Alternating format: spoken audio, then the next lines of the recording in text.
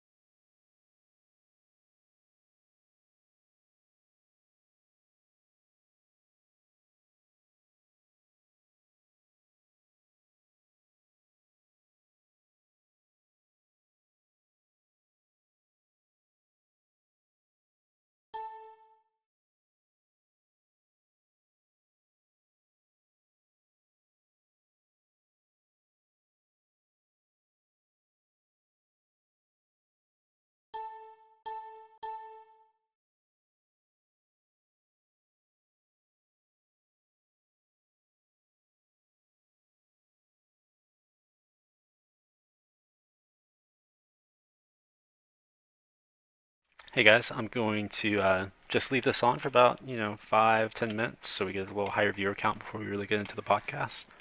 So hang around. I think we're gonna discuss the body legendary weapons a little bit. Maybe go into part of the new zone, kind of explore that as well. Talk about the new campaign, new patch, and whatnot. So stick around. Like I said, I'll wait probably about 5 or 10 minutes before I really get into it.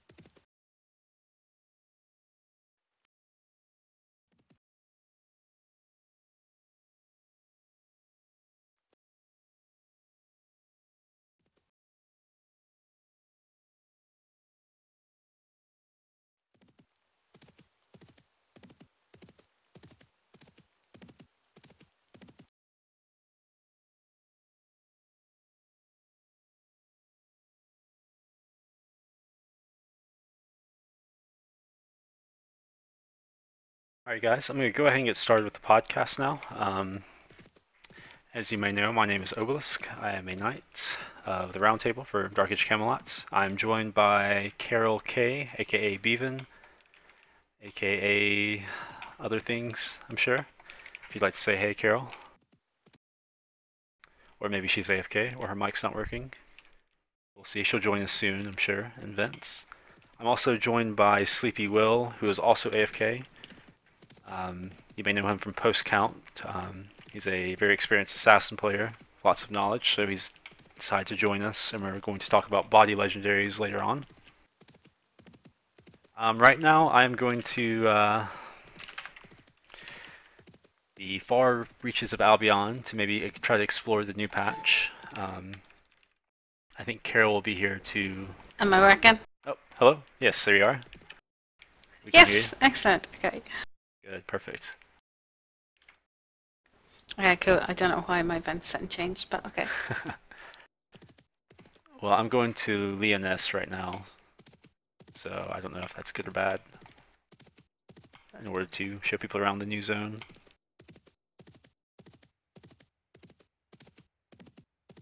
I know that's where the portal is, though, if I'm not mistaken.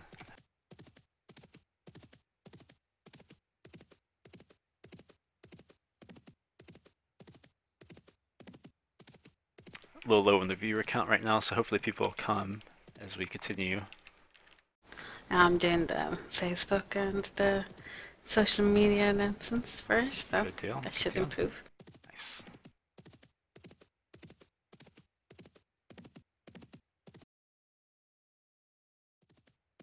So it's a very exciting new campaign announcement that happened, I guess, what, a couple days ago? 4 or 5 days ago? Yeah, on Friday. If you haven't seen it, seen the announcement, or seen the little interview with John, which is a developer at Broadsword, go over to mmorpg.com. I'm sure there's links on the Camelot Herald to the article and the interview, but it's a very cool announcement, I think. I'm looking forward to it. John's producer, not developer.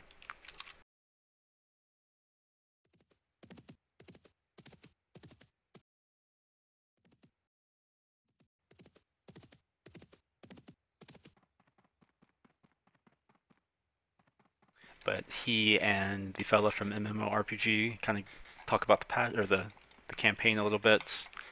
Has some cool visuals. Garrett Fuller, yeah. Yep, there you go, that guy. They go through the patch a little bit, at least show you around the worlds, show you some PvE that's happening in there with the mobs that inhabit the other world.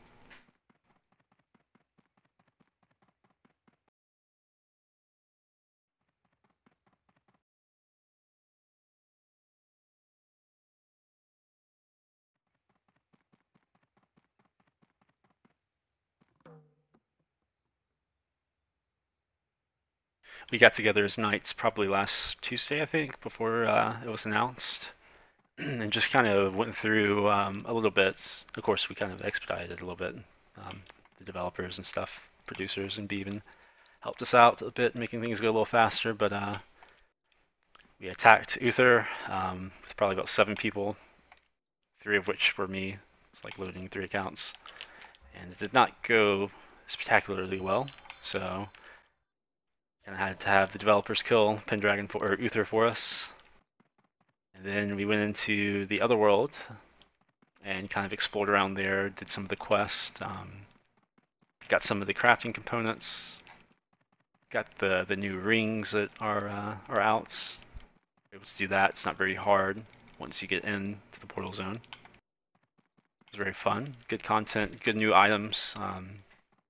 More mythical stat caps, but these are a little different from the DF items since they don't have the mythical stats, only the mythical stat caps.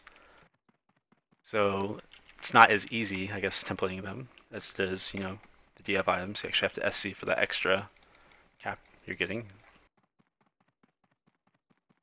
But, you know, unique items, unique uses as well.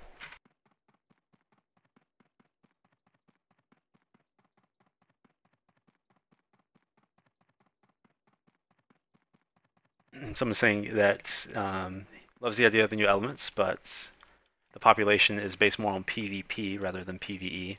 And I agree with that, but you do need good PvE, new content, new PvE content to keep the game fresh for people. As far as There's still a lot of people that just PvE and not join the RVR at all. So, and then there's people who want the downtime from RVR to go and do something in PvE. Plus, you're saying it doesn't last long, but this one will be, I don't mean dragged out, but it'll be in stages. Every 2-3 weeks there will be another step, another stage, another encounter. So to keep it alive and keep it new and fresh. Yeah, I mean, this is kind of a long-term quest. It's not just going to be dumped on you and then that's all the content there, which is kind of cool. And while, yeah, the majority of the population is PvP, I don't think the PvP in this game is struggling as bad as, I don't know, some people may like to think. This weekend I had a great time in a duo and a trio. I just logged off for, I think I duoed for 3 or so hours and logged off at almost 40k an hour. It's really fun action. Yeah, I don't know. The game's still really fun for PvPers, in my opinion. And it's not like Broadsword's not, you're just ignoring PvPers at all. It's, the opposite. They're just always, like, they did the New Frontiers, and they're constantly making tweaks to that, trying to, perfect that. We tried the casual group finder. It may not have worked initially, but, that's something to help PvP, people finding groups and whatnot.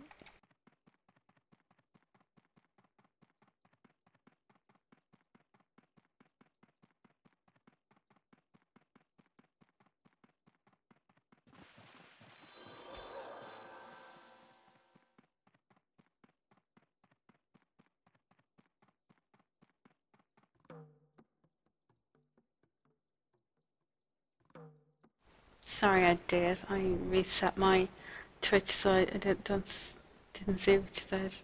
Other than Obi's getting aggro. Yeah, He's gonna die before he gets here. I don't even know where I'm going, to be honest. I'm not gonna lie to you. I can't remember where it is. I don't have the quest or anything, so I have a dot on my map.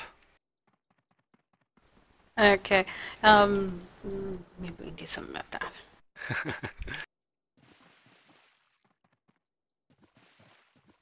And just for people that may not understand or may not know, I'm on Pendragon right now, so we'll be able to actually see a little bit of the new content soon, hopefully.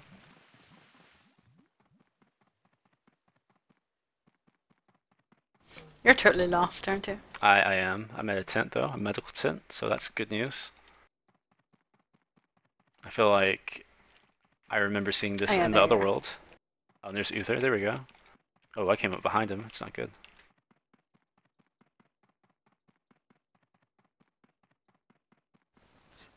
You might be okay. Just watch for aggro. That's all. I don't have the quest or anything, so I don't know if I'll be able to. I'll get you in. You're okay. Okay. The first step of this, when you went to kill Uther, Ymir, or Lina, they didn't let you kill them. They got, I think, to like 5 or 6% or something, and then they ran away. So the next step, you can kill them and go through the portal with your quests. Nice.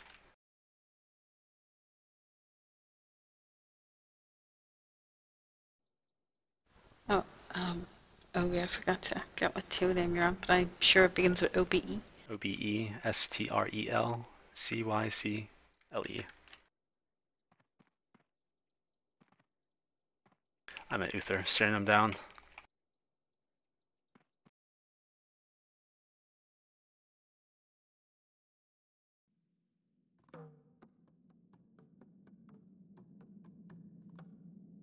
And this is the otherworld. The otherworldly zone. I believe if you go through the quest progression, doesn't Lieutenant Haley give you a quest here? Of course, I haven't done it on this character. Yeah, Lieutenant Haley gives you a quest where I think you have to go and kill, get a part from a succubus, and then return through to go through the portal. Okay, yeah. So the quest kind of incorporates a little bit of DF too as well. So it's not just focused on this zone.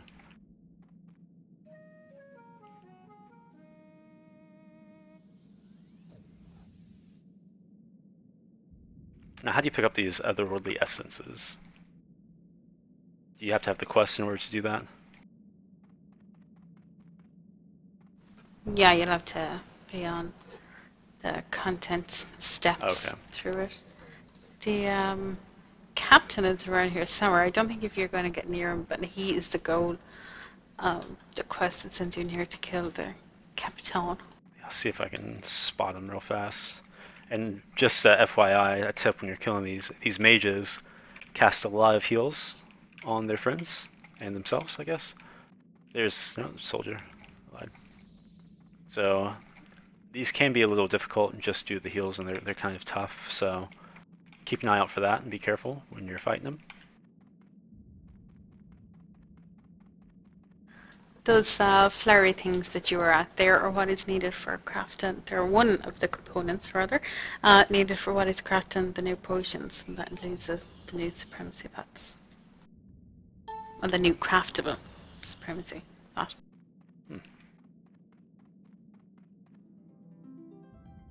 See, these guys Kind are of very vanished hard. at me. Where did you go? Oh, I'm just running away from my life. These mobs sneak for about 500, so they're kind of difficult. Okay, fair enough. I don't think Unbuffed Minstrel will be able to probably take him out. I saw the captain. He's in the cinder part and like the little house thing. See if I can find him again real fast as I leap around.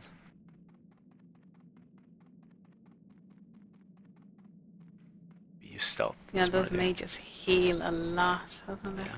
Okay, there's the spirit captain. You see right there. He's pretty tough, especially with his friends healing him and whatnot. So careful with that.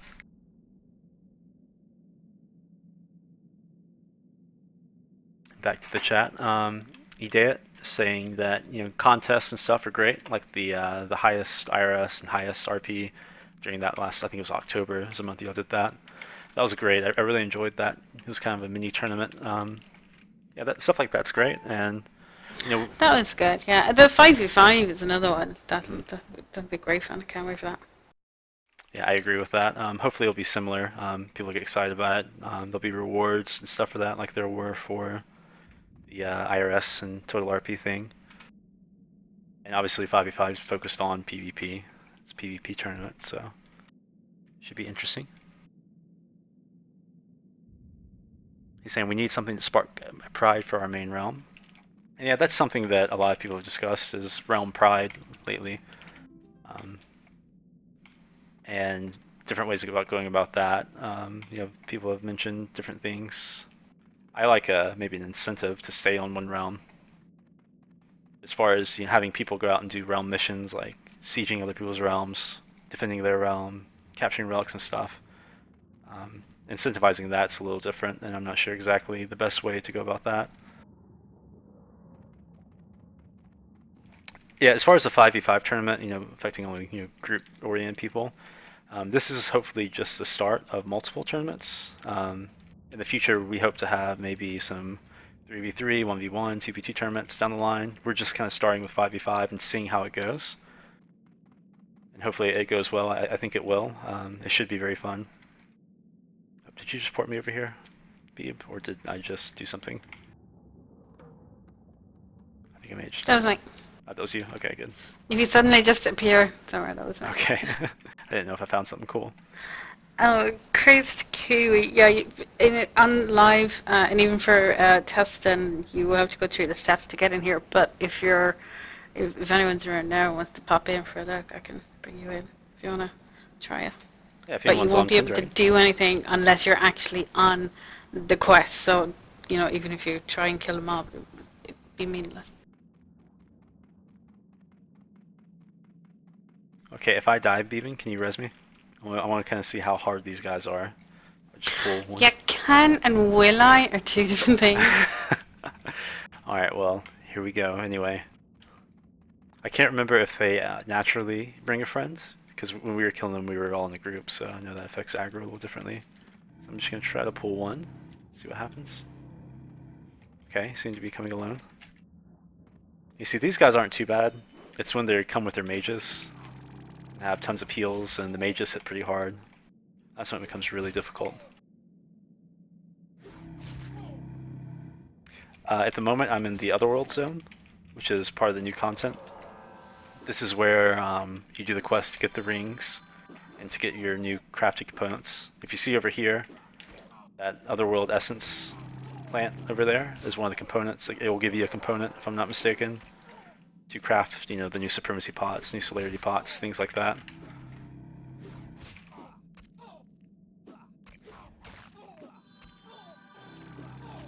You see, this guy got a heal from one of the mages. Yeah, they don't necessarily have to be aggro to you and attacking you to heal their friends. I was just gonna say, one didn't aggro, he just healed him. Yeah. If I pull them far enough away, maybe I can kill this guy.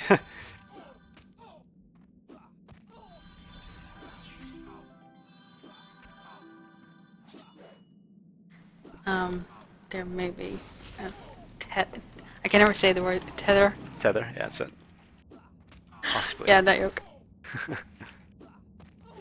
he seems to be dying pretty well now. I may actually win. A 1v1 tourney would actually, Crazed Kiwi's talking about it in the chat. It actually would be pretty cool, yeah.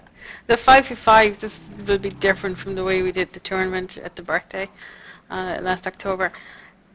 So it might, you know, help again for doing another tournament, for example, at 1v1 or 3v3 or 20v20. Hello? Oh, hey, Cooch. Hey, Cooch. Welcome Golly. to the party. What's going on, Coach? Better late than never, you know? Mm-hmm. That's what I say. I'm just running around the other world right now in the Minstrel, trying to kill stuff. Even's gonna port me around, show me stuff, so we can show other people stuff. And Sleepy Will's here. We're gonna, I guess, kind of chat about the body legendary weapons soon. Since those are kind of a controversial addition. No, with what community?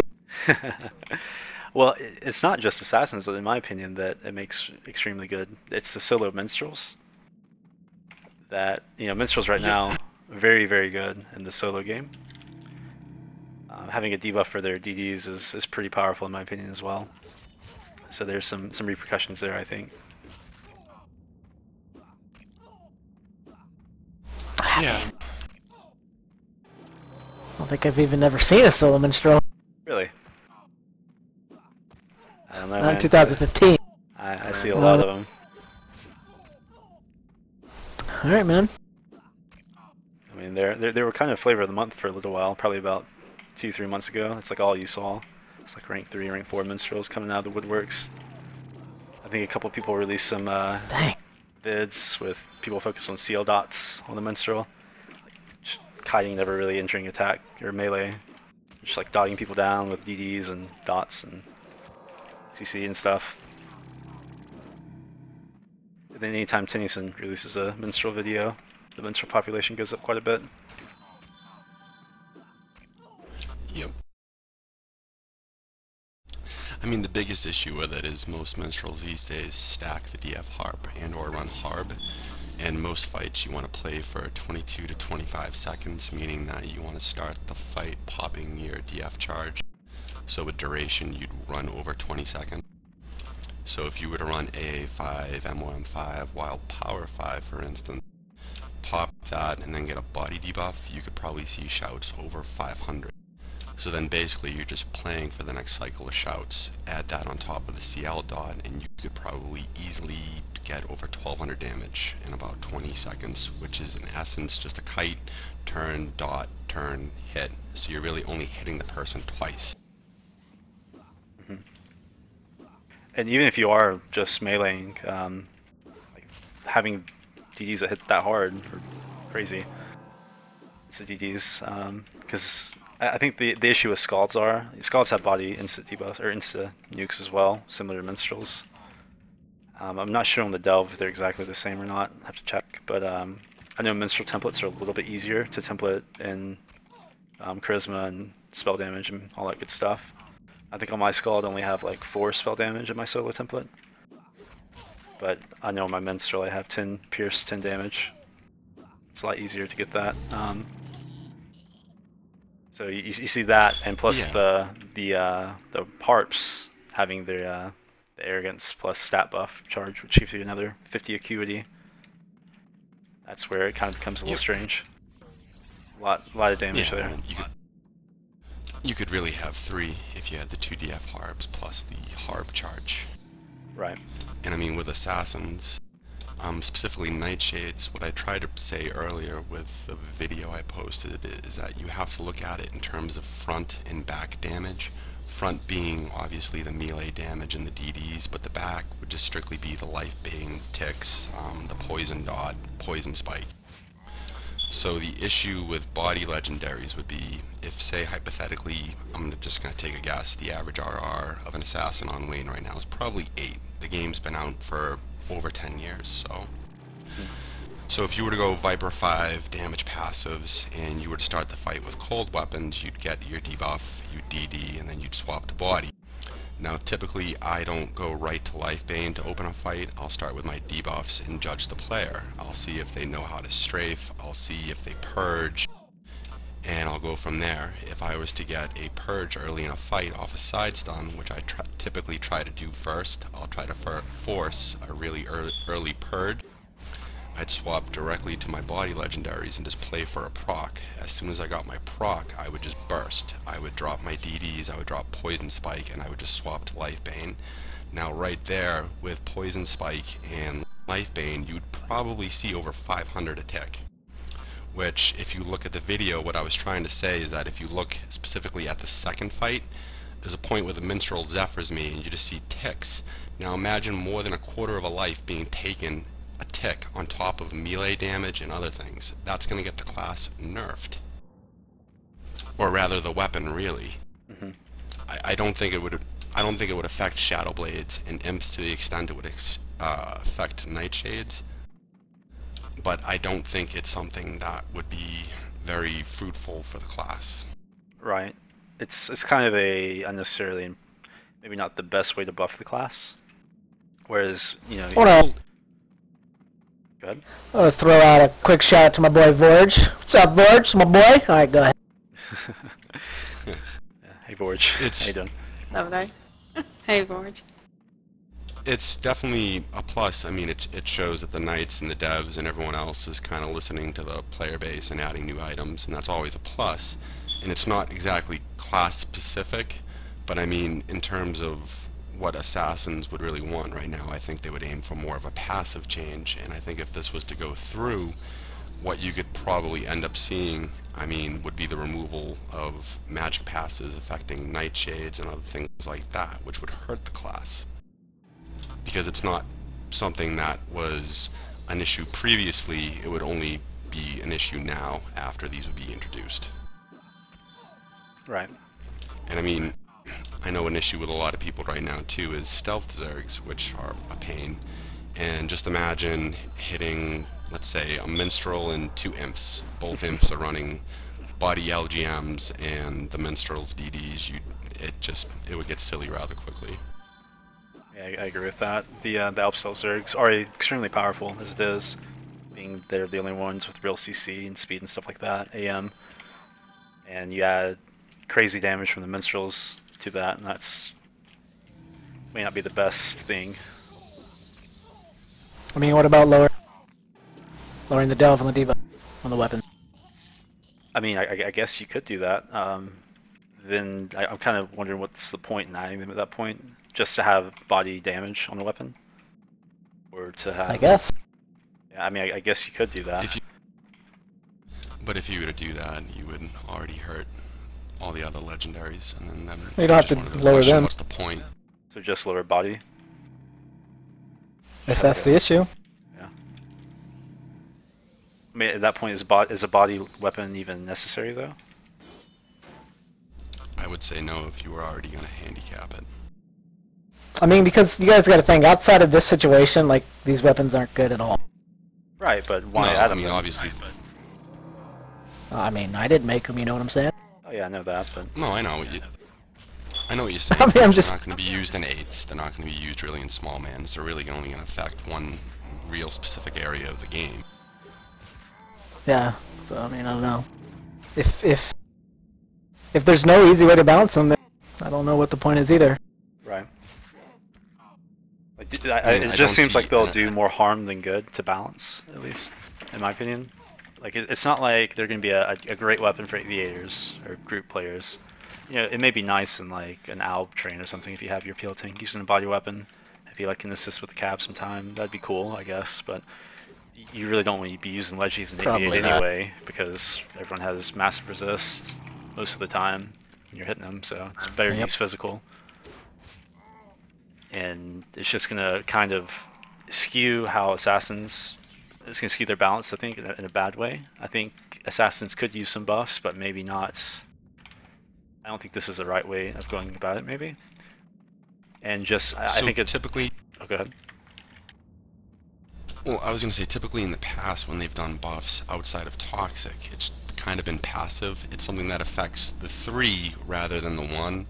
I mean, the only real exception would be, I think, 8-9 years ago when they gave Nightshade's Remedy first to start off with.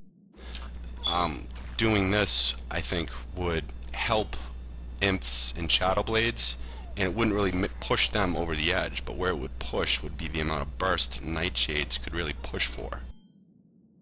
And, I mean, they're already well balanced as they are. I would ideally rather see, like, MLs be looked at, or R5s, or just other things. I mean, doing this is just going to get the class under the wrong spotlight again. Right.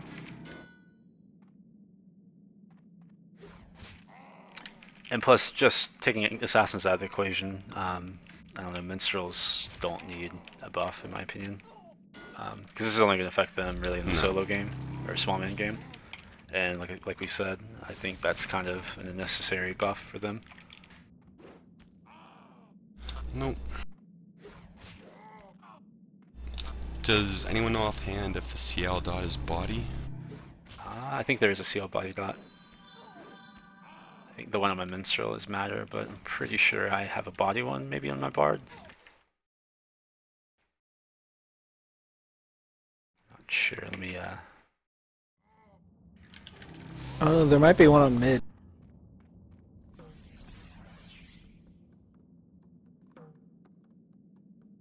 I mean, I don't think energy's gonna be an issue for an LGM, because I mean, even for Thanes, they already have a castable debuff. and they have So, a I mean- proc debuff as well, like an offensive proc that they spec for. Yeah, and I mean, ideally you don't see many solo Thanes really, and I mean in AV8 I would assume they would probably use pet proc weapons, if not the Siphon weapons. Oh yeah, they don't even style really. Yeah. So they would never use it.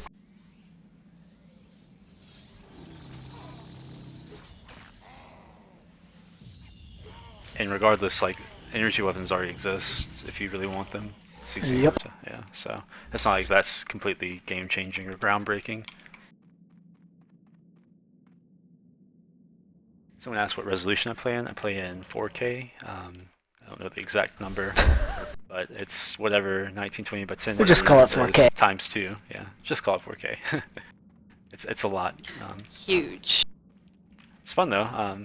Gotten used to it. It took me probably 2-3 days to get used to it, playing Dark Age with it.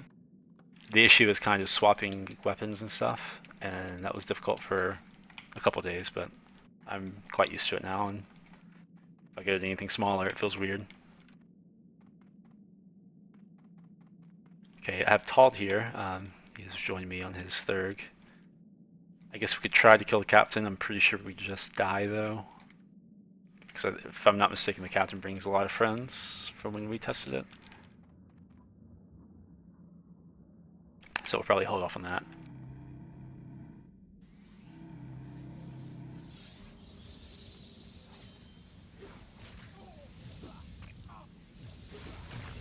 Yeah, yeah. High resolutions in Deox's great because you have so much screen space.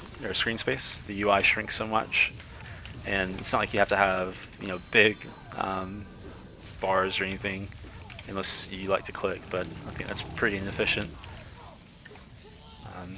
Your health bars and stuff don't need to be massive either. Just high resolution makes for more screen space, which is very nice.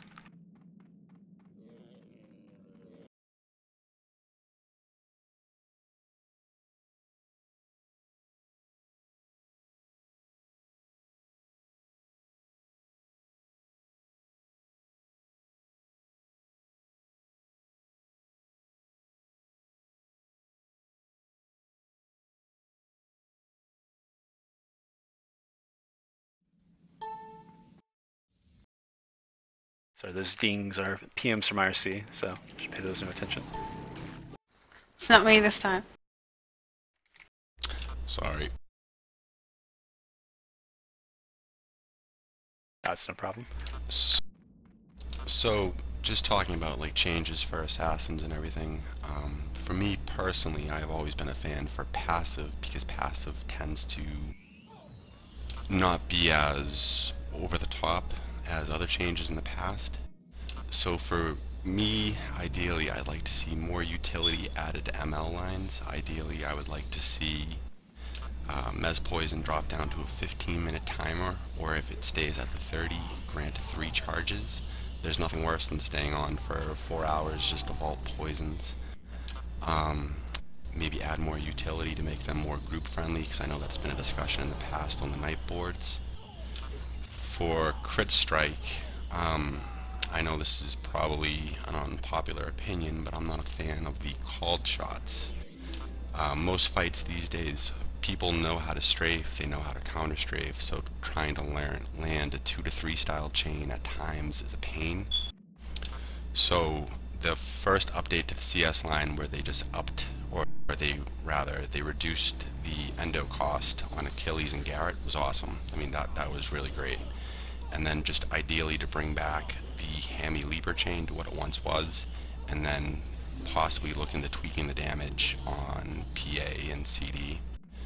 Other than that, the only other real thing I would like to be looked into is just probably the R5s. In terms of swapping, I know this is probably a really unpopular opinion, but I've been playing a Stealther class for probably over 12 years, since release really. It's something that it's just muscle memory, and it's learned repetitively. Once you get used to it, it's actually not that bad. Most fights, I honestly don't look at the actual fight, I just look at my bag, and I do countdowns, so I do counts of 3s. That's typically when I'll swap. Most PMs I get actually are regarding swapping and what's the best way to do it, and I usually tell the person to just count in their head 3, because that's usually the amount of seconds you'll have between style or towards your next style damage, and do that. So swapping and that mechanic I don't really see as an issue. I completely disagree. Like, I think that's one of the biggest dated mechanics about the whole archetype poisons and how they're on the weapons and everything of the sort. I think it's a huge hassle. I don't like to be looking at my bags, like you said, during a fight. I like to know what's going on around me, what I can do to beat the guy easier. Like, I definitely don't want to be looking at my bags. Yeah, I definitely don't like how poisons are on assassins. No, I mean, that's fine. I mean, that's definitely your opinion, and that's something that I hear a lot from people. Yeah, I'm just throwing it out. No, I know, and I know a lot of people have brought up a suggestion similar to putting them on a debuff similar to champs. And my issue with that is the game now is at a point where you have things like mechanical keyboards and mouses where you can macro a lot of those things together.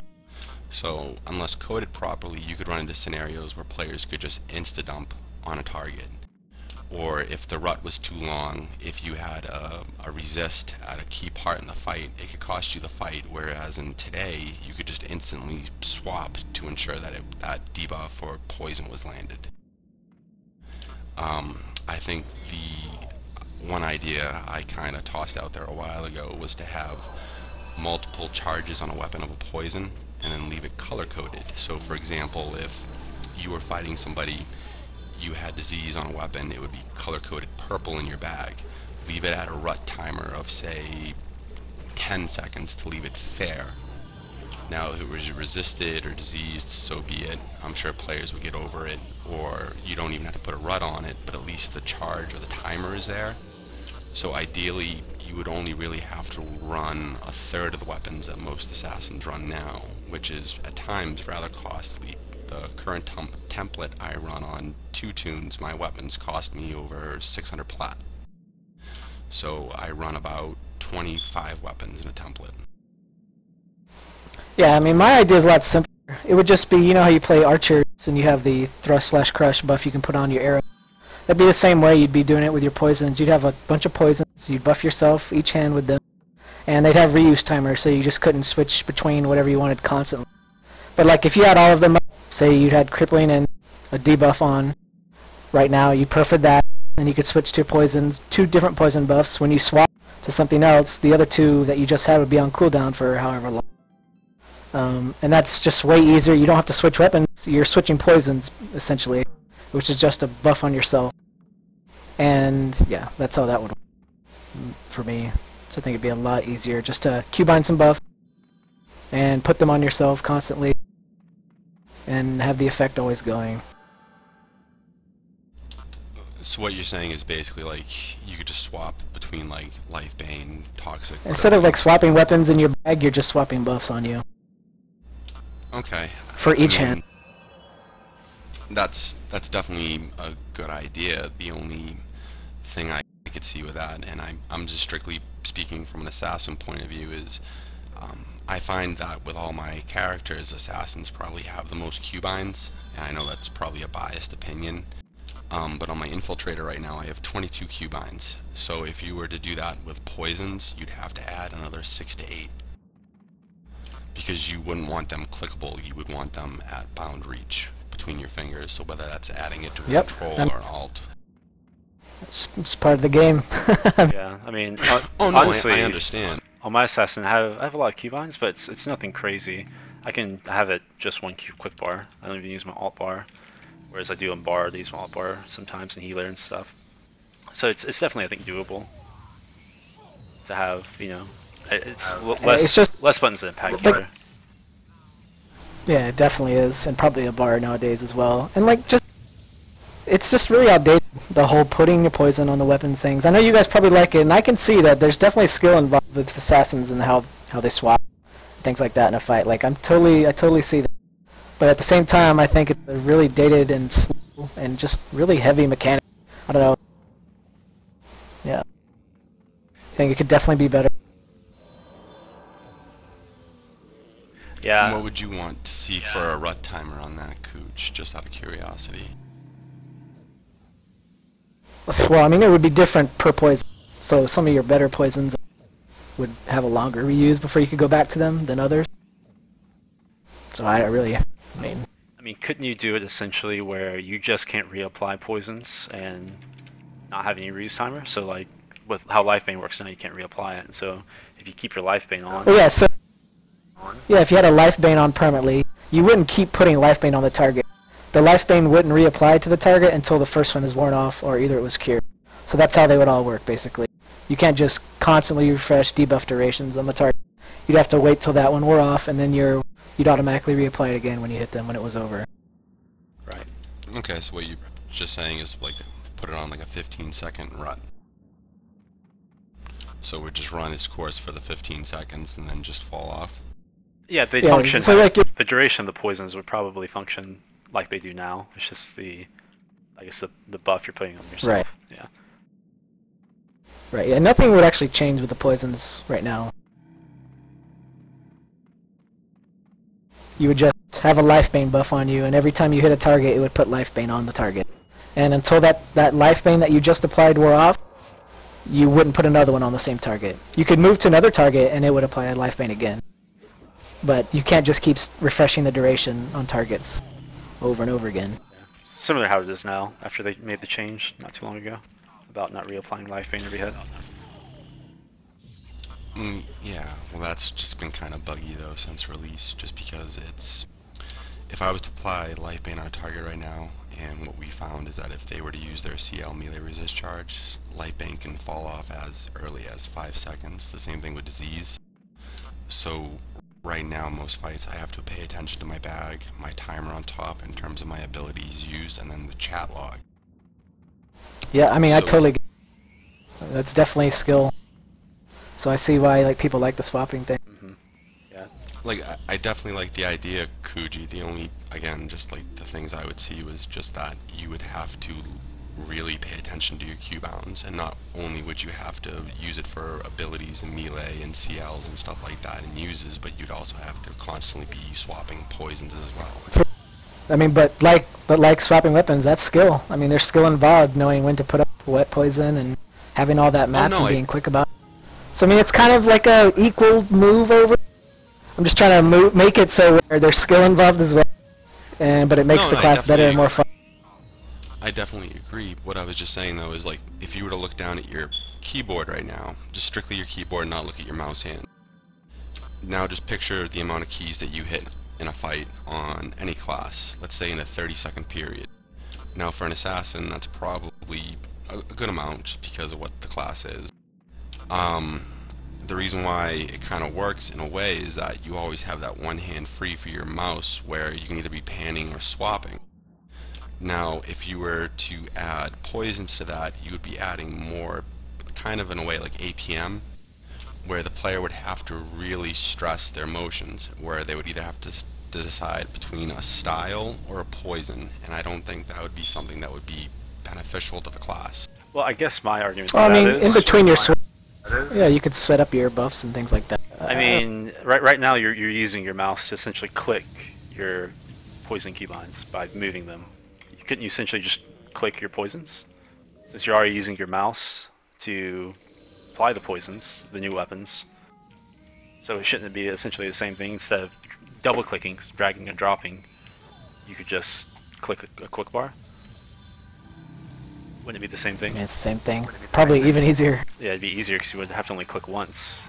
And you wouldn't have to go through multiple bags and stuff.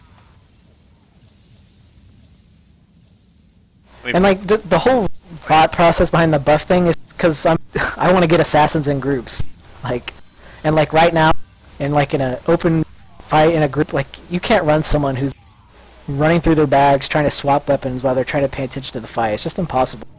Like it takes too much effort to watch that and try to be aware of what's going on. So like I don't like it at all. No, but if you were going to run them in groups, you definitely have to look at their RA selection, because right now... Oh, this is just one thing. abilities, For they sure, don't I have totally much- agree. No, I know, but I just... If that was something that was going to come into fruition, I would definitely want to see how it would cycle out, because right now I'm literally just looking at my keyboard and I'm thinking of everything that I have Q-bound between Q and U, and I would just try to think of where I would leave that bound to. Cause I mean, you can use shift, you can use alt to modify things.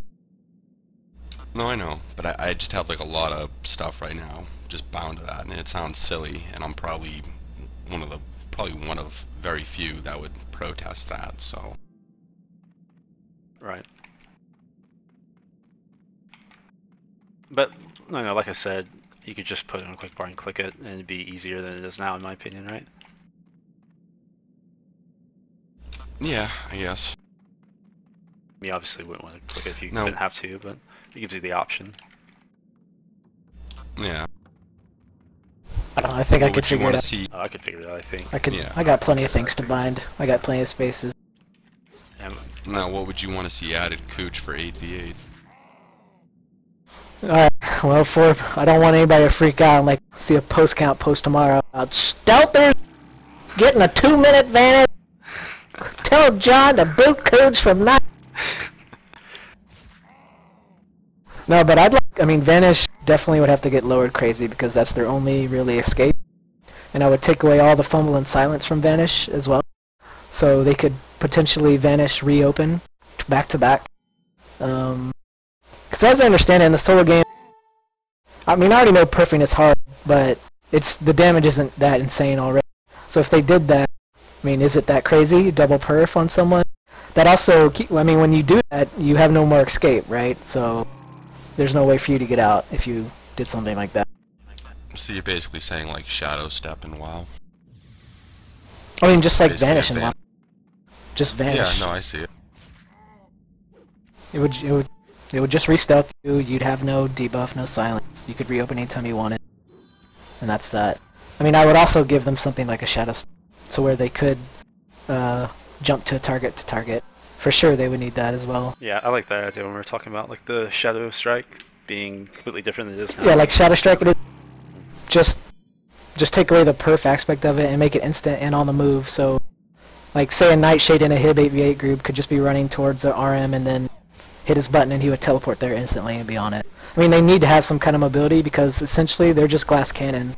Their only escape would be Vanish, so they need to be able to move and do damage because at the same time they can die.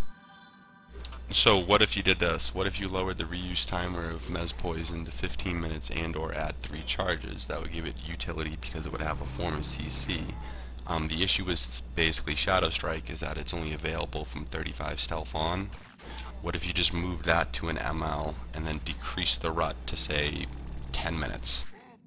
But have it basically teleport the player X I would amount put that range, way say lower than 10 minutes. 1750. Yeah. But then Yeah. put it at 7. Just The because thing, the Mez kind Poison wouldn't really be useful for Aviators on an assassin. I mean, I could see uses for it for sure, but not that big a deal. I think soloers have more use for Mez Poison than an 8v8 assassin would. Well, it would basically be like a form of Banelord, just because if you were just to stack every wep with, or like say 6 weps with an MP charge, that carries 2 charges, so you'd have over 10, really, rups available at any given time. So it may not seem that big of a deal, but it would be no different than really running a Banelord. Yeah, but you don't want to give away Mez Yeah. for free. Right. I mean, my idea would be to turn them into a single target DPS class, where they could single focus, interrupt, and take something down singly. They wouldn't have much utility out of that. Yeah.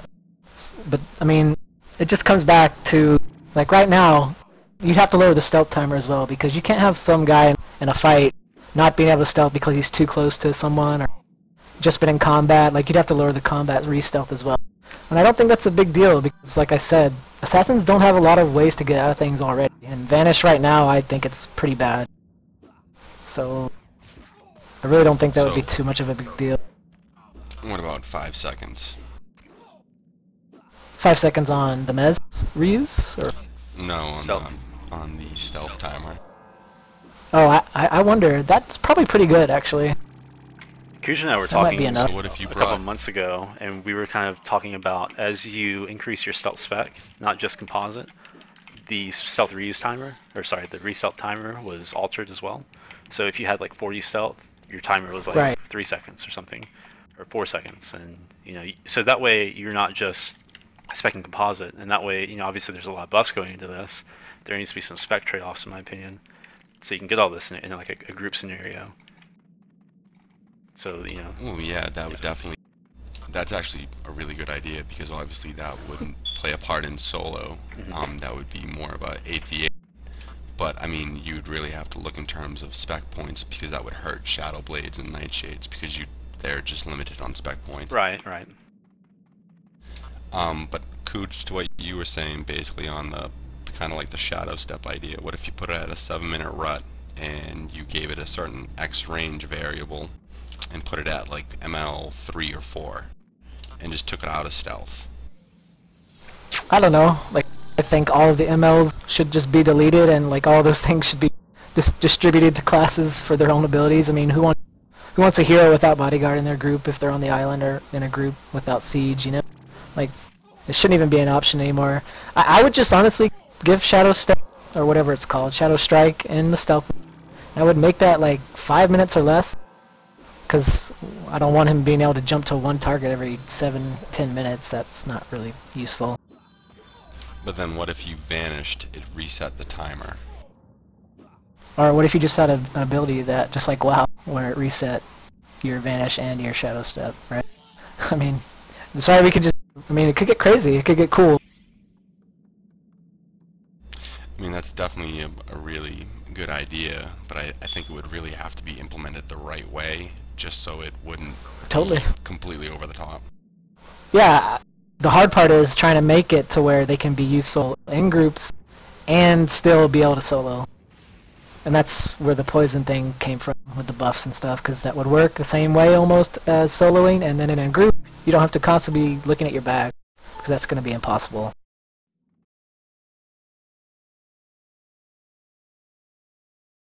I mean, we came up with more ideas. I don't even know what we came up with, but...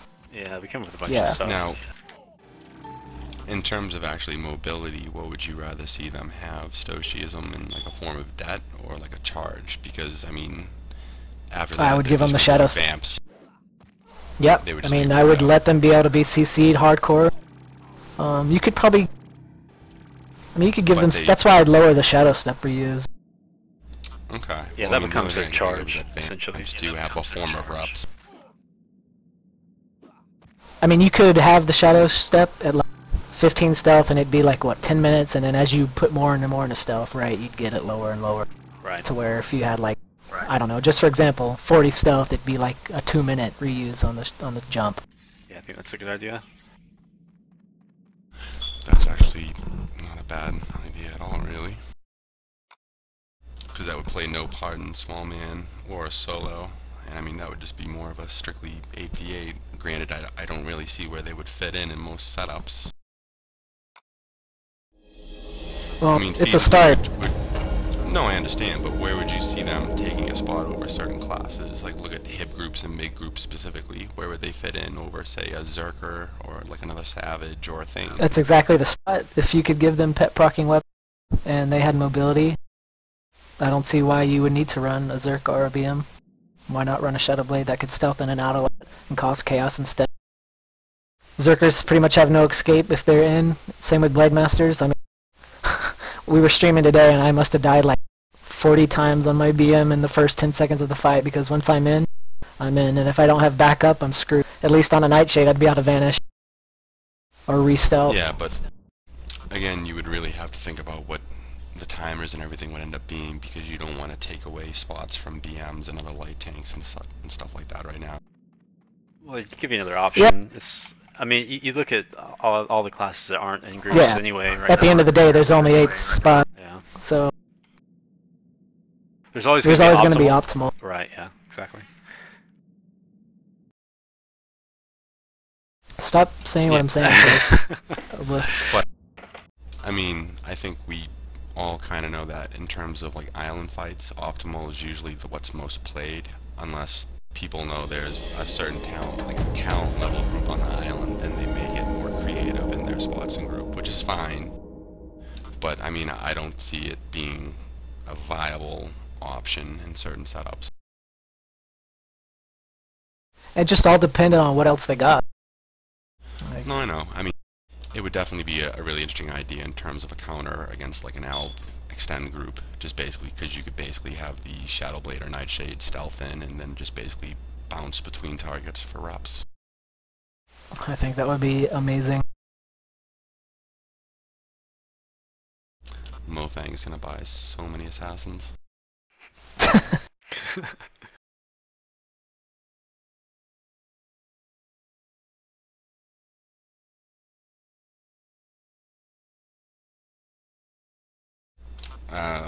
Does anybody in chat have any questions?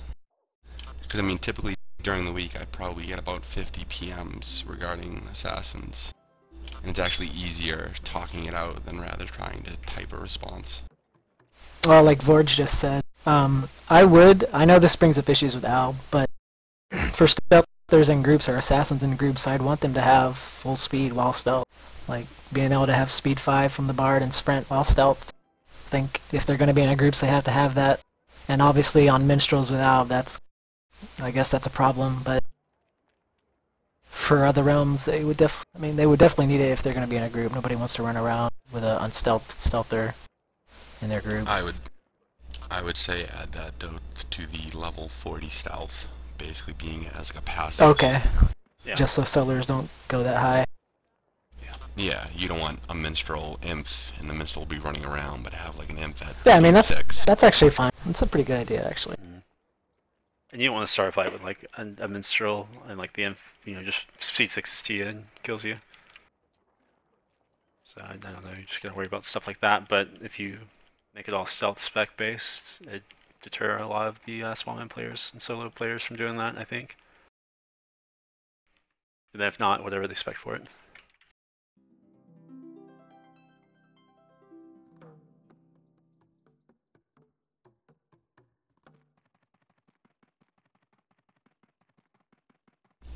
I actually disagree. Adidas making it an RA. Right now, you basically have between Moss, which most assassins solo, or you're talking about group really, you'd probably have to go MOP 9, and then you'd want Purge, and then that probably won't be a viable RA selection until probably R10, R11 plus. just because you'd probably want to go for Vanish 2 or 3. It all really depend on what else they got. I wonder if I would go Pain 9. I would. If you were strictly going to be bouncing between targets, I mean, you could go Viper 5, but I don't really see that viable because the life bane swaps and everything, and the healers in group, that's just going to get soaked. Yeah, I don't think... So eventually you're... I think if you were going to be swapping, eventually you're going to train a target, so I would see MOP probably giving greater returns. Strictly in an 8v8 setting, not really in terms of solo. Yeah, it's tough to say. I have no idea how to even play one yet. I mean, they still need more things to be invited, like you said, over a BM and a Zerg.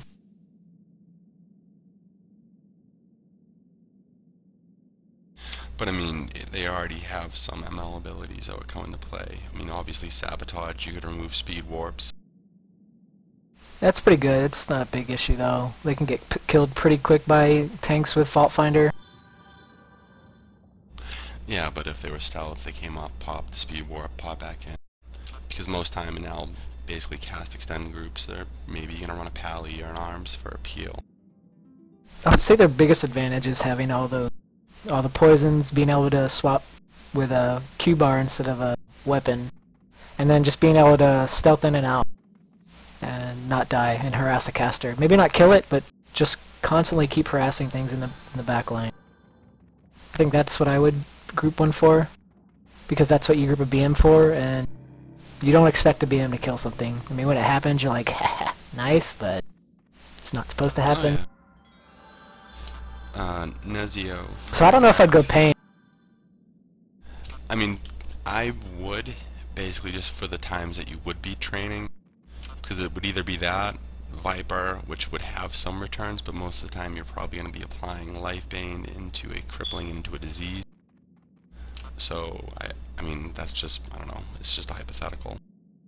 But Nezio, for what you're saying, in terms of Rangers, Hunters, Scouts, ultimately, if bodies were come into play, Scouts would probably add the most, because if, say, you were to give them BG, and I think they already have BG, you could have a BG Scout with a body bow, basically adding to the train.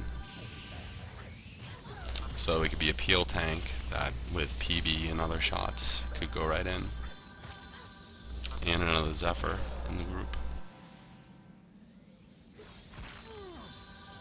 It gets into a harder situation for scouts, because then you're talking about replacing casters, and you pretty much group all the casters for their utility, not their damage, really. And that's what scouts wouldn't have really any utility to go along with the back. Especially in an ALB group, I mean, you definitely wouldn't group a scout, but... And then it's even harder on HIB and mid. Like, what do you replace? You can't replace a BD, you can't replace an RM, you can't replace an SM, so there's never going to be a hunter. Unless it's replacing a tank. No.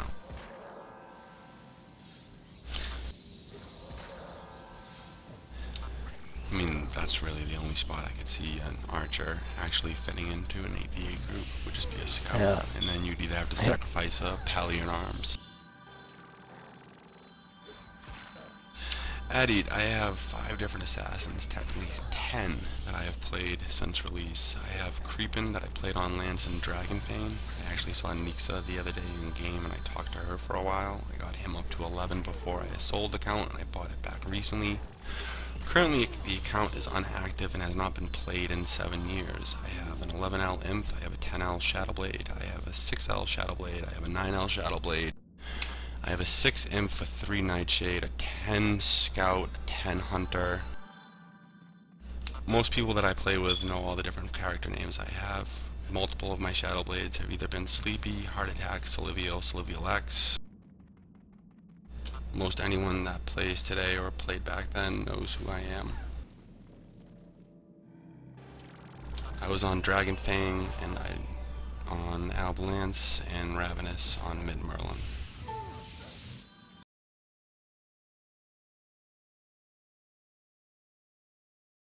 Just as a completely off-topic kind of thing, how about Carol, the Dragon campaign? We get a new shapeshift in the game. It's always the same stuff. Let's get something new going, an item with a shapeshift. I love it. It's a good idea. Type of gonna- shapeshift. Put that down to pipeline player. I don't know, something cool. Surprise us. I'm writing it down as we speak.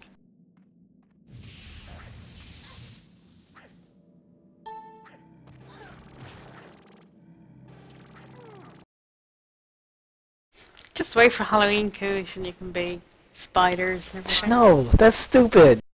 I want a new one. Something year-round. Like, you know, Atlantis Tablet, Scholars, and you got the Halloween bat. Give me an item with a new That shapeshift. bat is Steve. awesome. Give me a new one.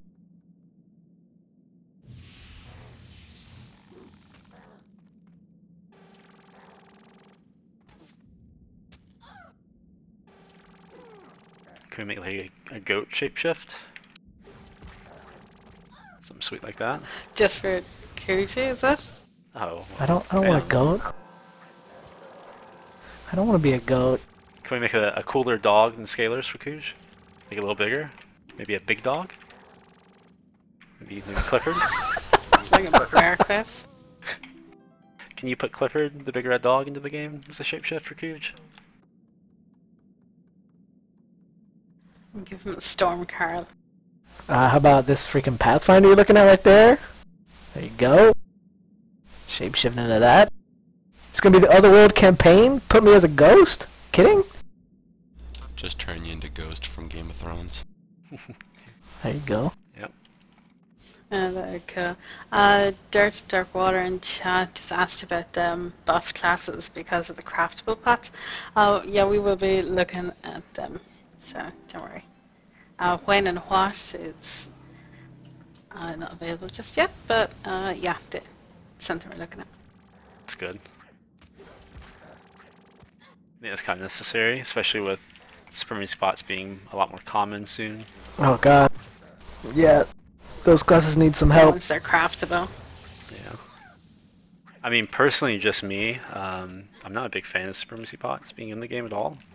Because I think it takes away so much from, you know, the buff classes and strategy, like strategic setups and stuff.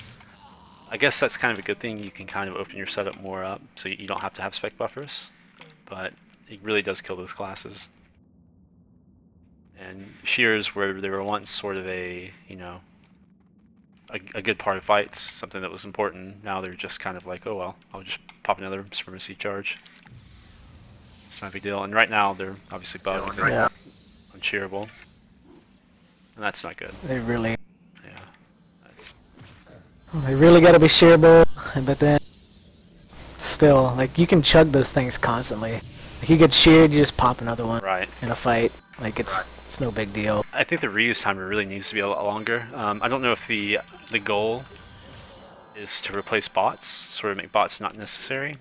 Which, you know, when John was our producer, was talking with the MMORPG guy, that was something he kind of brought up is, you know, these are kind of almost a replacement for bots. If that's the case, they don't need to be on a 5-second reuse timer. They need to at least be on a minute, preferably maybe a 3 to 5 minute reuse timer. 5 minutes Yeah. at least. Why not just make the mats strictly from keep and relic takes? To promote, I guess, yeah, it could be good, but I guess, Either way, they'll be common enough sooner or later. yeah. You just, basically we don't want to have no reason to run like a shaman. Everyone in mid can already get disease. If everyone now can already run buffs and endo, like, why do you group a shaman? Right. It's making them completely irrelevant. And not far off. If you didn't have to worry about that, why run a druid? Why not run a bard as a backup healer instead? Right. They have root and a lot more. Would you want to leave the celerity pots in game, or I don't mind those as much I think because those they're are okay. such lower delve than real Slayer. Yeah, delve. exactly. Yeah, they're where they need to be. I think they're 15%. That's, I mean, real Slayer is what, 37? Item Celerity, like Yeah. proc, is 25, if I'm not mistaken. What would you do to the shaman and druid and cleric? after the pots become popular? Well, they have to get new abilities then. They have to get changed. We're talking like a full revamp. Yeah. Like most druids, clerics, shamans, their primary spec goes into their buff line. Like most of them go at least 42. So that's a massive part of the class is shears and rebuffs. And if those become irrelevant, then Yeah, that's a big. if I can hole just to pop a fill. pop when I get sheared. Could you just add more abilities to their other lines, for example, like the druid into the nature, assuming that everyone would be running those pots, they could just go more of like a men DPS class with their pet and make the pet actually more useful in a group setting? Yeah, you probably go more min I don't- utility. Like I don't think. But like, do you want a cave shaman really? It might be fine for a druid. Nature druids are great, but what is a shaman gonna do? I like the idea. Like the nature druid has that ablative. It's a melee magic ablative. I think level 41's like 350. That thing's awesome. Yeah, that's great. Stuff like That should be baseline. Or in there, I guess, and Yeah. This is probably just kind of sour apples, but I would say more in lines of like what a warlock is currently is what you could basically turn a shaman into. ugh. Issue with class that needs is help. you Yeah, don't see yeah. warlocks at all. Yeah. It's Put that on the basically list what of. it is, in a way. Take away the buffs. I mean, it's useless. So I don't know. I don't even know why I'm gonna run a shaman if I ever play again. Should probably not actually right now. Let's run another healer or something. Yeah. I mean, once like right now, I don't have any Supremacy pots. But once they're so easy Especially to once we fight, become so more good. common. Yeah, once they become more common, I think you'll see a lot of shamanless groups. Maybe a lot of nature druids instead of normal spec nurture druids. Clerics could be But even still, specking smite. They're specking smite. Just run a primarily. bard. Yeah, run a bard. Another bard. Shamans just don't have enough at all. Maybe if you gave them some sort of, I brought this up in the last one, could be interesting, like a spec nuke, 179 in cave. Maybe make it base, make it 150 or 160 delve. Something to give them, they can DPS a little bit better than they can now. I think you'd probably have to make it base, not spec. Misspoke, but even then, once It's the not Supremacy enough. bots are common, why not just run another Rune Master or Spirit Master BD with so much more utility? So I mean, it has to be a revamp. Yeah. You've got to change how these classes are played.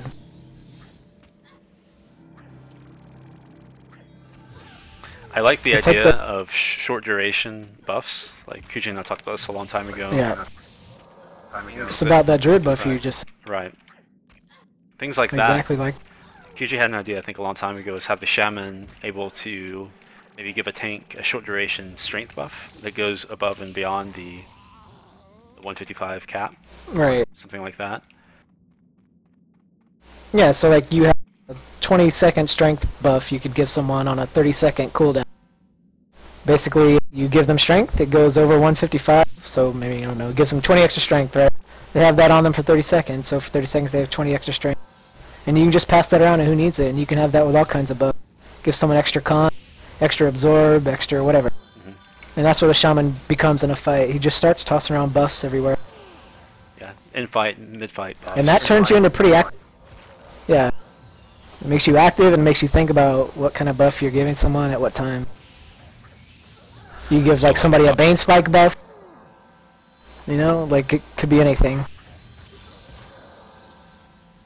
I mean, it's similar to how Maulers are with their mag absorb buff.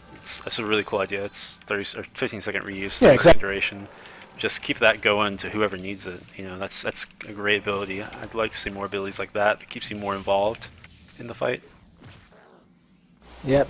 Except shamans would have like 20 because that's all Right. they'd be doing in Yeah, fights, that's- just throwing around buffs everywhere. Like I'm gonna spike on this shade, give me a mini Bane Spike, and you toss a mini Bane Spike to someone. Or you could even give someone like a mini BG that would make them BG for like 2 seconds or something. You can just do anything. Like, it could be anything. It's kind of like a heal passive where it adds the amount of heal per and damage per and strength per. Yeah, you could give someone a buff that increases the healing they take by like 50% for 10 seconds or something. Yeah. Anything you could think of, you could give that to. Oh, I would say you would want to keep it ideally between 3 and 5. So say like a heal, hot regen, tick, power regen.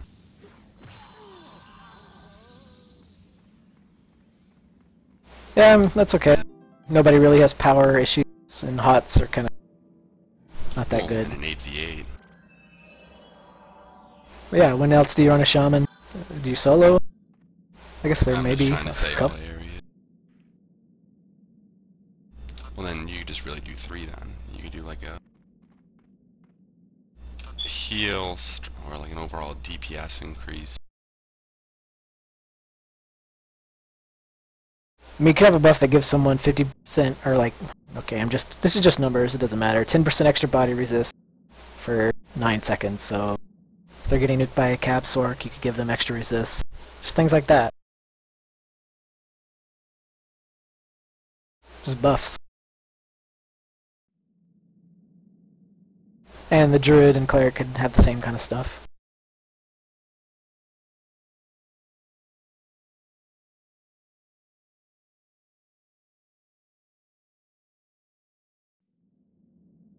Nope, we mentioned Warlocks earlier. Where do you think they stand right now? Obviously, they're not like terrible like Necros are. They can at least, you know, Mono. I don't know. They have, like, Necros, Necros. they have their little niche. Like small man Necros can be decent enough. I think the witchcrafting spec, I think it's witchcrafting if I'm not mistaken, is interesting. The one with the UI, AoE nukes and stuff like that. I think that could be decent if explored properly. I'm not sure. But I mean, they definitely need to be able to nuke on the Spirit Train somehow. right. Well, First of all, with that that, should be- they can. They have an energy nuke, which you have to double debuff for, which is quite annoying when the majority of your classes nuke off Spirit. But you know, it is available. Like they do have a soul nuke in that line at least. What else do they get in that line? That's the good line, I think, in my opinion. With that line, they get the highest level UI, which hardly costs any power at all, and you can UI AoE nuke snare. Or sorry, UI AoE nuke. It's a snare nuke, so you can essentially just sit there during the fight and AoE nuke down Earth Pets all day and never get interrupted. You can also deeps down like Cat Pets and stuff with that. I think pretty well, and you get I think it's a 184 delve life tap and energy. That spec. So Yes. the issue with that is the actual power usage between those spells and the damage they actually do is actually fairly poor. I still hold the stance that what they should have done was reduce the crit range primer to a lower 12 and remove the ability to chamber secondary spells. So you'd still be able to chamber, but it would only be a primary. Where they are now, it almost just kind of appears that there was no clear stance on where they wanted them, so they almost kind of come off as like a weird hybrid shaman class, and they just add 0 synergy whatsoever.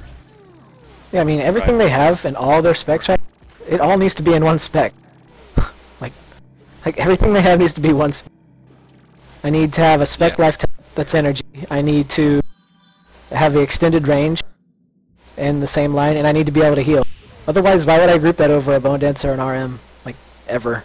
Right. Yeah. I would never do Well, I that. mean, previously they were basically ideal because they were the hard counter for an Alp caster group with crit range. Right. Previously, they were in the groups because they were overpowered. I mean, you could... Yeah, just a quick blap and... Yeah, exactly. Right. And they were the DPS class, which is fine because mid doesn't have a DPS caster. Like they don't. They have no spec nuker for the Spirit Train right now. So I mean, they could fill the role. Like I'm totally fine with that. But right now, they need more. Because you can't replace an RM who has PBT, near sight, AoE root, and you can't replace the BD because of the pets. And you can't replace the SM because of the Demas. Yeah. And debuff. Well, he's the debuffer. He has all the utility. And Yeah, basically. stat debuffs. SM's really key in any caster setup in mid. So like they have to compete utility-wise, and everything they have right now needs to be in one line. Like I know that sounds dumb, but seriously, even then, would you still group it if they had all of the stuff they have?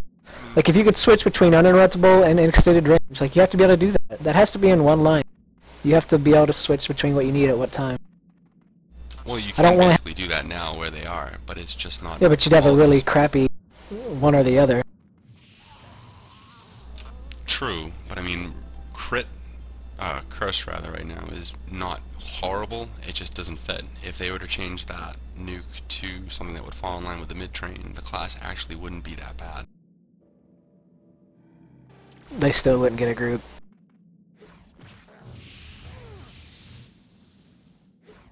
If they had a 2-9 nuke in your sights, whether it be red or blue, in an AoE nuke, their current chambers. PBT's huge.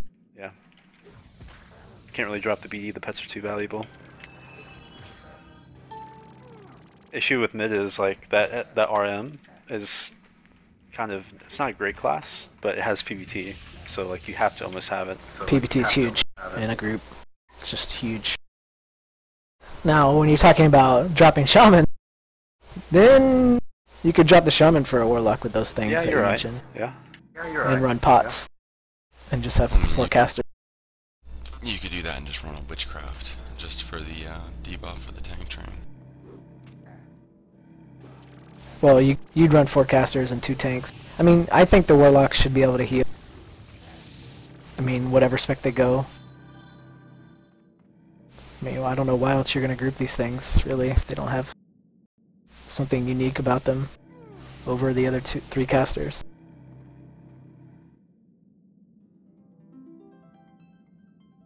I don't know. I think they're in a really bad spot. There's no easy way to fix them.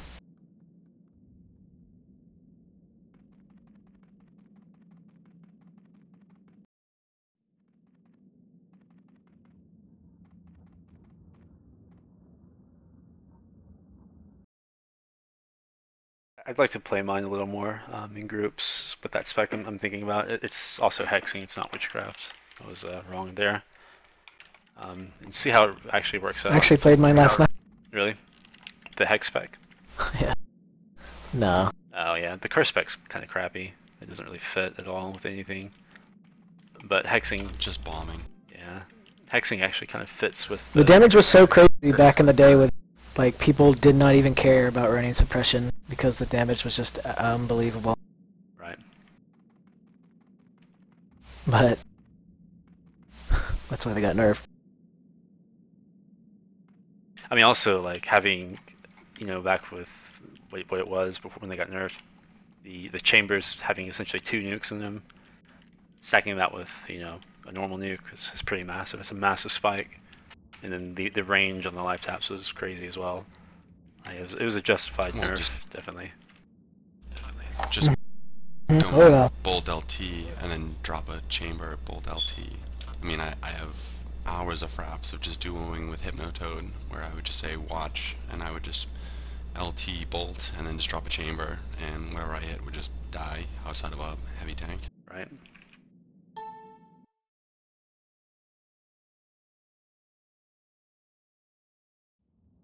But I mean, I still feel that if they just reduced the crit range down to something reasonable, and then just took away one of the spells, and then just increased the chamber timer, the class would have been somewhat balanced.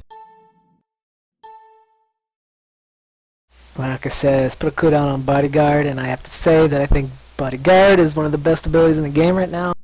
You don't have to change it at all. Requires skill on 2 people, coordination together. Even more if you have more BGers, and it works fine. Now you say put a cooldown on it? It epitomizes what group play should be. Yeah, he said put a cooldown on Bodyguard in Twitch chat. Oh yeah, I see that. No, I disagree. Yeah, I don't know. It There's enough counters. I think it's... epitomizes. There's so many counters, and just like I said, it takes coordination between at least 2 people in your group.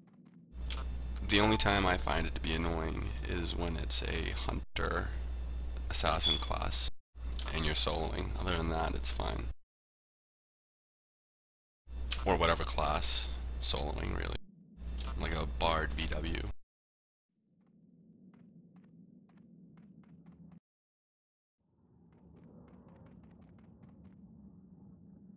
If anything, I'd like to see Bodyguard kind of cleaned up a little bit. Just the mechanic of it, like sometimes you sit there and you stand still for 5 seconds and Bodyguard never kicks in, you die.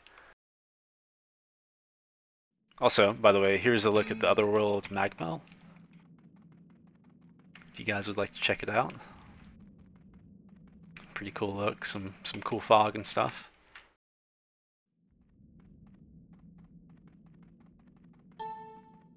Is this game still caster group heavy? Really, really creepy. Yeah, kind of. Was this where they had the, I guess, the teaser stream back here? Camera set up?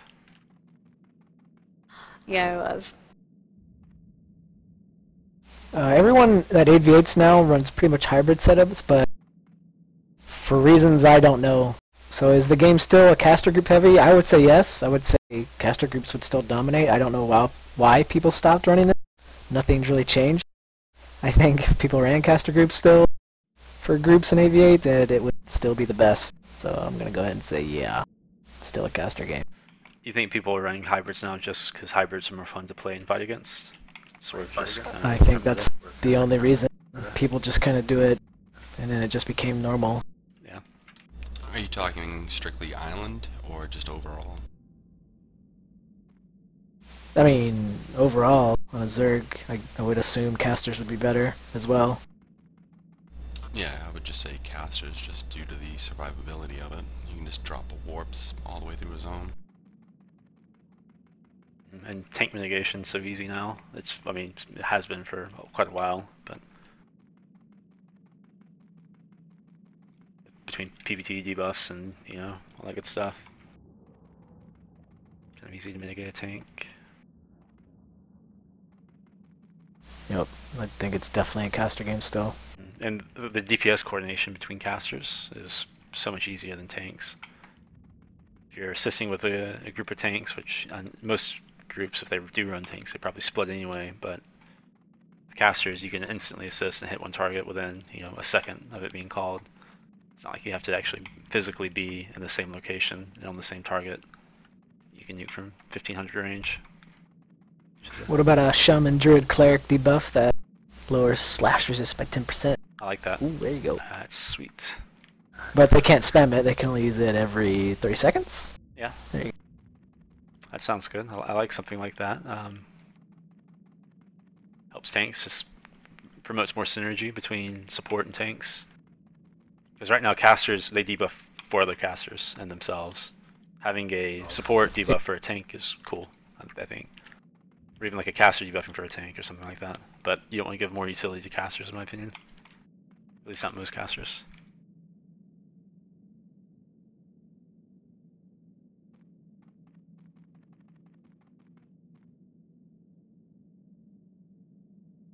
Well, Vorj, they did kind of nerf debuffs. They nerfed the duration on them. I think it's, what, 30 seconds duration on most debuffs now? I'm not mistaken, maybe 45. And they nerfed the reuse. Yeah, and the reuse is now It's 10 definitely seconds. noticeable. Yeah, it's a lot nicer. It's not all over everyone in your group anymore. Right. I'd like to see some cool, like, PBT penetrative buffs out there. It'd be interesting to see. Give it to the support, man. Yep. Like 10 Need seconds to of help no Shaman and PBT. Druids out. Yep, they pierce right through it. Give it to them. Could be something an assassin could have in a group as well. What about a form of silence?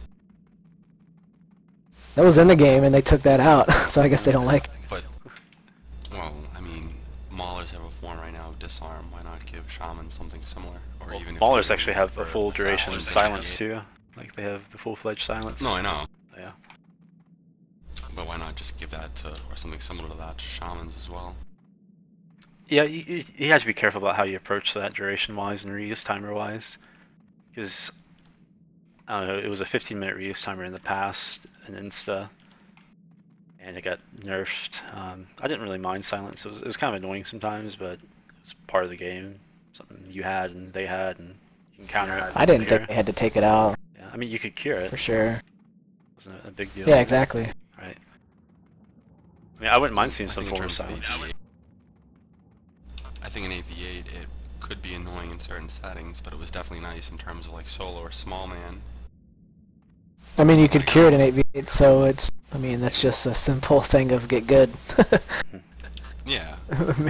Really. But I mean, I know, I don't know if you guys know Bajas. He's on post count as Adonix, but he loved it on his Savage just because it allowed him just to kind of another form of survivability in certain fights.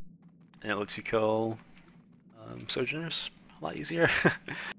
Me and my friend used to do double minstrel, and we'd both have silence, and you know, if we fought a hunter or something, we'd do that to him so he didn't, like, you know, phase shift, Zephyr, speed burst, whatever, away. Things like that was really nice to actually secure kills.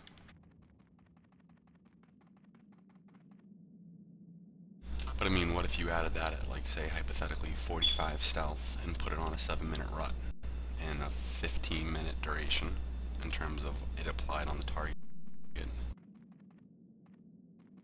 A 15-minute or 15-second duration, or? Yeah, it was applied to the target for 15 seconds. Yeah, that may be a little long duration. I think wasn't the silence cloak 10 seconds? Just do it 9 or 10. Yeah, That's I don't want to fine, get too and then have it crazy with curable. it, but yeah, something like that wouldn't be too bad.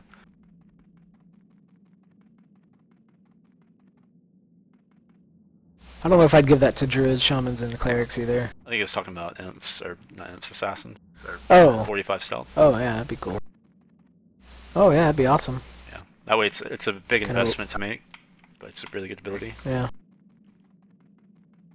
Well, I mean, if you were going to run assassins in 8v8, you'd really only be speccing poisons, primary, offhand, and, I mean, comp stealth, but I mean... We'd have to Oh, go all with that would higher have to comp change. stealth. Yeah, it'd be almost a complete revamp of assassins. Not really, just because you'd be taking those points that you'd be investing into crit strike solo directly right into... I mean, you want those for 8v8. You want him to be able to perf and reopen and perf again if he needs to and stuff like that. If you were to do that, I mean, I'd like yeah. to see stealthers have decently high positional damage. You know, like their glass cannons, they need 100%. yeah, their Yeah, crit 100%. strike positional styles that hit extremely hard. A lot harder than they do now, at least. Like, I don't know. You'd have to, because right now when you get an assassin on you, it's not very scary. Unless they PA you, and PAs aren't scary anymore either. Well, can I have like kind of 2 minutes to kind of go into why that kind of is now? Oh, for sure. Alright, so PA damage for the longest time was outstanding, and probably for the last 5 years, the game has had constant additions to items, starting with the Dragon campaign, that just kind of negated damage. And while the defensive side of the game has been added in terms of utility, the offenses have kind of fallen off. So, I mean, most 8v8 templates, they don't typically run, you won't see an MOH, a Wing Helm, a Shades of Mist, all these high use, high utility items. So, PA would probably still do great damage. I don't think many casters in an AVA group are going to be running PD9. So, I mean, you'd still get high perf damage from, say, a 2-hand Shadow Blade. I mean, ideally, I think this just kind of falls back onto use timers now. I mean, at the same time, they can just be healed. I mean, there's no way PA damage right now is going to kill anything in a group. Will definitely easily get healed. For it to be threatening, it has to go up. And their like they have to have some kind of damage. Well, right now, most PA chains for me personally, I do good, not great damage. On my Shadow Blade, depending on the target, if I use Bludgeon or other abilities just to kind of really amp up the damage, especially with two-hander, most solo casters, I'll 2 to 3 shot. Where it becomes an issue really is with low RR assassins. Yeah, but yeah, at the same time, compare it to Zerk. I mean, that's the same situation as Zerks, and that's when he's going to get his kill. For SB in a group, that'd be the same situation. He's going to perf, and that's when he's going to get his kill. And right now, in a group, like if SB opened on something, he wouldn't kill anything. I really doubt it. But on the other hand, Zerks can. Yeah. Well, instead of adding a silence, why not just add something similar to Vendo in stealth, where it increases damage from stealth. So your PA would do more damage, so it would benefit 8v8, but in terms of like solo, it really wouldn't be a hindrance. Well, it depends how much you make it. Would people not change their specs around if it was that good? I don't think I would ever really see a reason to go 40 plus stealth, or even over comp stealth on most solo assassins. You'd be giving up too much utility. Because after your opener damage, most of my targets, it's either a 1v2 or 1vx. Very rarely do I truly get a 1v1. And it's very rare these days to actually have like a solo caster, or really anyone that you could truly do burst damage on them, come rolling over a bridge. I think that's where videos these days is kind of misleading in a way, because people in solo assassin videos show the 1 out of 10 fights that they get. Like most videos, you're going to show everything that you do awesome in. You're not going to show the other 8 fights that you had in that hour where you either whiffed a perfed or just got ran over. Right. Also, one thing, whenever I get PA'd, I hardly ever get CD'd. Like if I'm just running along and someone PAs me. Just because it's easy to either, one, out-sprint them if they're not quick about sprinting after stealth, or, you know, circle them. Yeah, that sucks. Yeah. What if you put a pin-type mechanic on PA? To make it a lot easier, obviously they're snared, they can't circle strafe as well. Or just a really short duration snare or a pin-type mechanic. What do you think about that? Why not just stun out of it? Why not just stun out of it and take the follow-up and make that something else? Yeah, I guess you could. Make it like... I mean, you already have to land the frontal style anyway. Yeah. Just make it a If you're stun. gonna do that, I would say make it either a stun or a pin mechanic, and then add like a wither or some type of other debuff to CD. But I You mean, could open with the which would be with the stun, and then your damage would follow that up, so you could have the debuff or the wither after. It could be the follow. well, yeah, that's what I was saying. But in terms of like right Yeah, now, yeah. most times like PAing is really only an issue right now for people coming in on horseback. And most of the time what I will recommend to people is just opening with an MP. Like Trick posted a video not too long ago on his Shadowblade, and a majority of his openings from stealth was with a PA with an MP on it. So what you're basically doing is you're gonna wait a second and see if they mez or purge the mez, or if they'll purge the CD. So what I typically do, and I'll recommend this to anyone that actually solos that's listening, or even small mans, or whatever your preference is to quickly use a crippling. And it sounds silly, but most players these days will see that animation and assume it's a stun, and they'll purge it. So you'll want to quickly follow that up with either a side stun, or for imps, I would try to go off for a side ASR and do a stun. That's a good tip. It sounds silly, but people do it constantly. It's kind Oh, of yeah, of similar to course. when people Oh, yeah, of purge numb. I'm pretty sure I've purged probably a snare before. Just due to the fact I've been fighting multiple stealthers, and I see that and I don't have time to waste really. I just imagine I got side stunned. So I hadn't played Assassin in a couple of years. I made my Inf and I started playing him a little bit, but it's just something that's been taking off very slowly. But so I don't have a lot of experience on it lately. For you, PA damage, how consistent is it? I know sometimes I'll get PA'd for a lot, like when I'm playing, like my Animus, for example. Sometimes I get PA'd for 800 damage, and sometimes I get PA'd for 400 damage. And ablatives aren't part of this; it's just straight damage. How consistent is PA damage? You probably know more about that than most. It basically comes down to variables.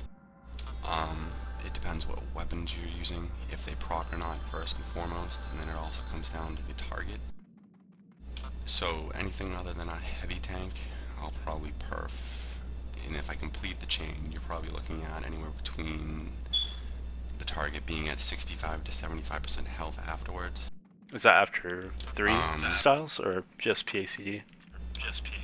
No, most of my assassins I'll only go 34 CS in. Okay. So, I mean, heavy tanks is kind of a special kind of fight in its own. But in today's game, like earlier on my Berserker, at one point I had Shades, MOH, Ret, Winghelm, and I had a Scholars proc right off of Perf. So the Nightshade basically got Perf and CD off, and I didn't drop below 92. Right. That's, you come into the fight super stacked, essentially, with tons of Avalos and uses. That's But kind of to be expected, basically though. the solo game. Right, yeah. Yeah, in an 8v8 setting, I mean, I would assume most casters in 8v8 don't have those abilities up, or light tanks or other support classes, really. So you're basically getting to the underlier flat damage. So if I was to run right up right now in two-hand perf, Kuja's Sork, you'd probably look at anywhere between 35 to 45% health drop instantly. That's assuming that a DI doesn't soak it up, or it's not instantly healed over, which is still great damage, but I would recommend putting a stun off it right off the PA and then put a wither into the CD. Right. Now, as far as just PA damage goes, variance-wise, so you're take everything else out of the equation as far as Abladives and Winghelm, things like that. It's fine. Is it pretty consistent? Yes. Okay, good. Yeah, that's what I was curious about. I didn't know if there was like a big variance of like 200 damage, or if it would always hit, if you're hitting the same target, pretty close to each other. No, it's pretty consistent. Again, it just kind of comes down to what they have up, what you're running, really. Right. I have a question. Is this an RVR area, or is this an RVR area now, the place I'm at? And no, this is the new campaign. It's a PvE zone right now. It's on Pendragon at the moment, but it'll be on Ywain and Gaheris hopefully within a couple of weeks. So this is not an RVR zone though.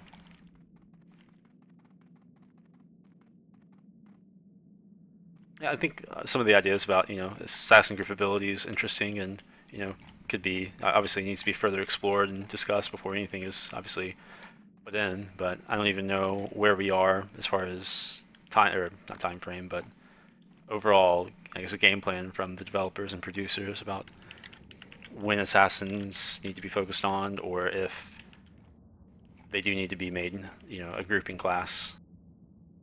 So right now it's all discussion. Go ahead. If you were to ask me right now, I would say they're fine outside of a few major tweaks. My biggest gripe right now is overall utility and actually mobility. If you look at most classes, and I mean, obviously the first one I'm going to bring up is probably the bane of any assassin, is an archer. An archer has an offensive and a defensive ML ability, basically. The offensive basically being Zephyr, and I'll give a reason why. You're going to use that to kite to extend damage, whereas phase shift is strictly to pop a chant and basically in a way reset the fight. Assassins right now really only have one offensive, and that can be purged and nullified, whereas in Sojourner you're not able to purge a Zephyr. You're going to eat that ride. MP is on a Perfect example, by the way, is just a shadow step right back at him after the Zephyr. That's why they need this ability. Yeah, but then right afterwards you're going to bring up MP. Well, MP's on a 30-minute run and only produces one charge, and which can be resisted and at times is bugged. So ideally what I would like to see assassins get overall is either just reduce the MP rut or add another offensive ML ability. But just have it be a passive ability, nothing that's going to warrant future nerfs or make them overly overpowered. Now when you say a passive buff, do you mean is passive as in always up, or a... So when I say passive, I basically mean in terms of like, if you look at giving all three remedy, that's a passive buff, okay, where all three benefit. It's not something that's going to do direct damage. What I would suggest is possibly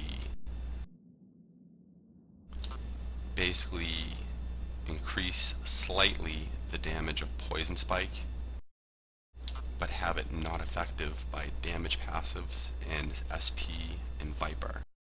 Leave it at a flat level. That may sound silly to most, but that would actually benefit the class greatly, because you would have the same poison spike an R1 Imp would have that an R10 would have.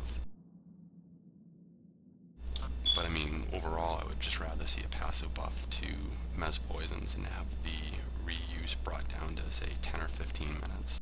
Yeah, I think a 10-minute reuse timer on Mez Poison's not anything crazy. 30 minutes is archaic and way too long for what it is. Yep. I think 10 minutes fine. I mean, it's the really only real way of dealing with multiples, which is what a lot of the game is nowadays, in my opinion. And I mean, it has uses in 1v1 as well, especially on Shadowblade. But yeah, I don't know. 30 minutes is crazy right now. Anything, even 15 minutes would be crazy in my opinion for that ability, when Zephyr is on a 10-minute timer as well. And you look at something like Minstrel Rank 5 on a 5-minute timer, which is way better than Mez Poison, since it's insta, you don't have to hit anything with it. The range is nice, or the radius, sorry.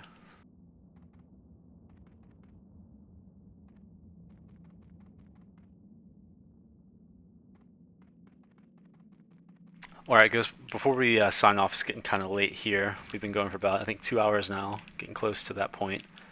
Before we sign off, is there any questions you guys have quickly for us, or anything you want us to quickly discuss? I don't think I've been looking at the chat as much as I normally do, so I may have missed some things. And sorry if I did, but just quickly, any questions or anything from you guys before we sign off?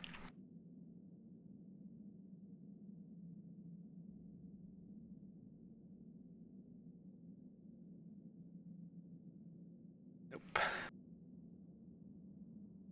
Well, alright, I guess we'll wrap it up then. I want to thank Sleepy Will for coming and give us some insight on Assassins. It's always nice to have an extremely experienced player from that archetype, because I know I'm not super knowledgeable in Assassins compared to at least some people. So thanks for coming along and helping us out, bringing up some good discussion points and some good knowledge. Thanks, Kuji. Thanks for having me. Oh, no, not a problem. Thanks, Kuji, for coming in. He's one of the new knights that was added about a month ago, probably. You don't thank me, man. I'm just doing my job. I am doing your job. All right, got a quick question. What are you guys doing to bring back old players? Well, one thing, this campaign right here, I think will kind of spur some interest from some old players that have quit.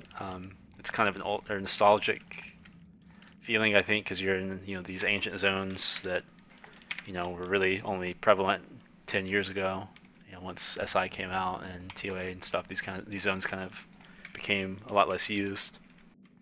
So hopefully people will see this, be like, oh cool, Bog of Colin hadn't been there in years. Now there's all this new content there. It'd be fun to check it out, kind of relive the old days. And people just like new content. I think that's always a good step in bringing people back. I know on different forums, MMORPG and post count and stuff like that, I've noticed a lot of people talking about re-upping and whatnot. So I think they're making strides, especially with stuff like this, to bring back old people. Or not old people, but old players that have quit. Old people, Old older people. players, Yep. yes, returning players, and hopefully new players. Yep, hopefully. Someone hasn't played since 2005. You went to the round table in Vegas way back in the day. That's something we should do again, Carol. Another round table, maybe? Yeah, not in Vegas though. Not in Vegas. Fly me out, please. Let's go. That'd be dangerous. Well, anyway, guys, as I was saying, I was thanking Kuj and thanking Carol for stopping by. And Carol is the, I guess, community manager. Is that what your title is, if I'm not mistaken? Community lead, yeah. There you go. Well, thank you for stopping by and chatting with us. Good fun. And as always, these podcasts will be available on YouTube probably sometime tomorrow. And we do them every Sunday at 8 Eastern, 7 Central. So stop by next week as well. If you weren't here earlier and you just stopped by and you'd like to have an instant, I guess, recap of the the podcast. It should be on the Twitch past broadcast, I'd imagine, pretty quickly, if you don't want to wait for the YouTube. So check that out. Check us out next week.